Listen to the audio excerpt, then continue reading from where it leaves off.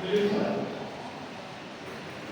Doctor Dilip Kumar, मैं यही का स्टूडेंट रहा हूँ। पीजी पीएचडी सब यहीं से मेरा हुआ है और मैं आपको इस बार पॉलिटिकल हिस्ट्री के साथ साथ पॉइंट्स तो पढ़ाऊंगा ही। इस बार नया मैं पॉलिटिकल हिस्ट्री पढ़ाऊंगा जिसमें साउथ इंडिया, ठीक है। तो पॉइंट से लगभग बीपीएससी में क्वेश्चन एक आध जरूर आ जाते हैं, ठीक है।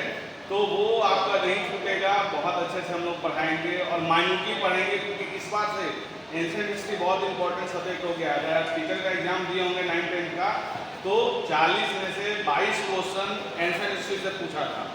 तो इसीलिए एंशिएंट हिस्ट्री इवेंट इस बार यूपीएससी का जिसने एग्जाम दिया होगा तो 5 क्वेश्चन एंशिएंट हिस्ट्री से पूछा है यूपीएससी में।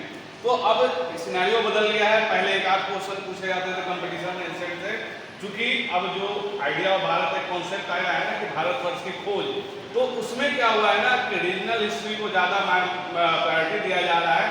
और रीजनल हिस्ट्री का प्रायोरिटी देने का मतलब ही होता है ना कि हम लोग प्राचीन भारत पे ज़्यादा फोकस कर रहे हैं, क्योंकि आप भी जानते हैं कि प्राचीन भारत क्या था, मगध, यानी मगध पाटलिपुत्र, यानी हम लोग यहाँ से पूरे अफगानिस्तान तक शासन करते थे। तो ये चीज़ जब पढ़ना है तो कंपटीशन में भी इससे क्वेश्चन आते हैं। अगर आप दिए होंगे कंपटीशन तो आप देखिए मौर्य सबसे इंपॉर्टेंट है, इंडस के बाद अगर कोई सबसे इंपॉर्टेंट जो हमारा टॉपिक है वो मौर्य है, इसका गुप्त काल है, और हर्षवर्धन से भी आता है। और इस बार नया ट्रेंड किया है कि साउथ इंडिया के डायनेस्टी से बीपीएससी ने क्वेश्चन उठाना शुरू किया है, क्योंकि यहाँ के लोग नॉर्थ इंडियन सारे राजवंश को तो पढ़ रहे थे, लेकिन साउथ इंडिया को हम लोग छोड़ देते थे।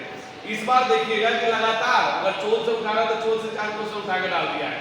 तो देखिए ये चीज करना होगा कि हम लोग को माइन्यूटली पढ़ना है, हम लोग सब्जेक्टिव भी पढ़ेंगे और साथ ही साथ नेट की तैयारी, क्योंकि जो हमारा सिलेबस है वो पूरी तरह नेट पर आधारित है। अगर आप यूजीसी नेट देते होंगे तो वो सिलेबस उठाइएगा, हमारा सिलेबस उठाइएगा, दोनों सेम सिलेबस है।